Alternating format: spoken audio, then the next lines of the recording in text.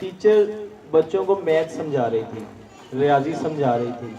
तो एक बच्चे को समझ नहीं थी आ रही। वो बच्चे से कहती कि बेटा अगर आपके पास 2 रुपए हैं तो 2 रुपए में आपको और दूं तो कितने पैसे बन जाएंगे? तो वो बच्चा कहता 5।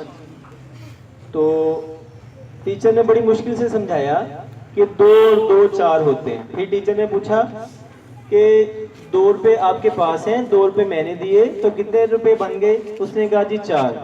फिर टीचर ने उसे चेक करने के लिए दोबारा सवाल थोड़ा सा बदला।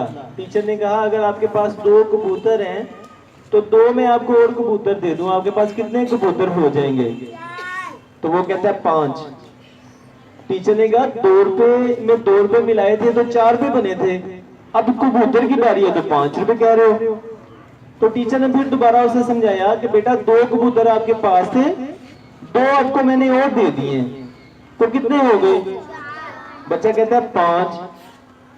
टीचर ने फिर दोबारा थोड़ी देर समझाया, सर खपाया और बड़ी परेशान होकर बोली कि बेटा 2 कबूतर आपके पास हैं, 2 मैंने दे दिए तो कितने हो गए? तो बच्चा कहता है 5।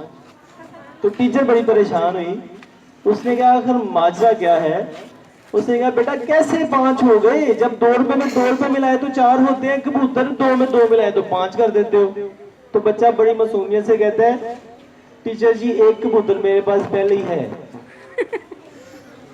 तो ऐसे है, इससे हमने सीखना क्या है?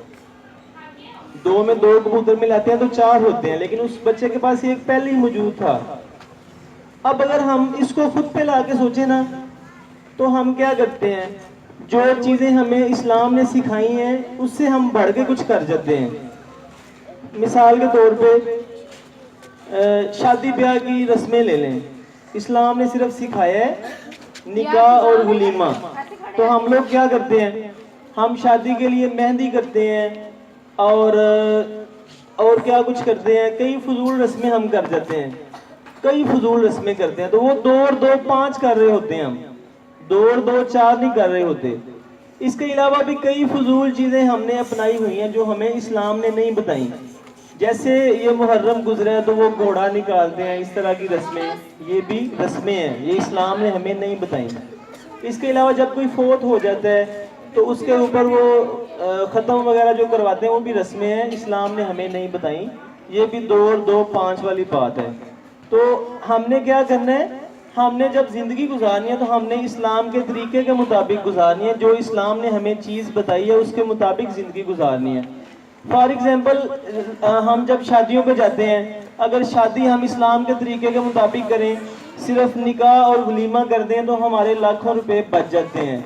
लेकिन हम लोग खुद ही अपने पैसे ज़ाया कर रहे होते हैं, हम लोग खुद ही अपने पैसे ज़ाया कर रहे होते हैं। और इसी तरह कई रस्में हम मना के अपना नुकसान कर रहे होते हैं। तो आप बड़े हो रहे हैं माशाल्लाह, तो आपने अपनी ज़िंदगी में ये सारी चीज़ें ये नहीं अपनानी।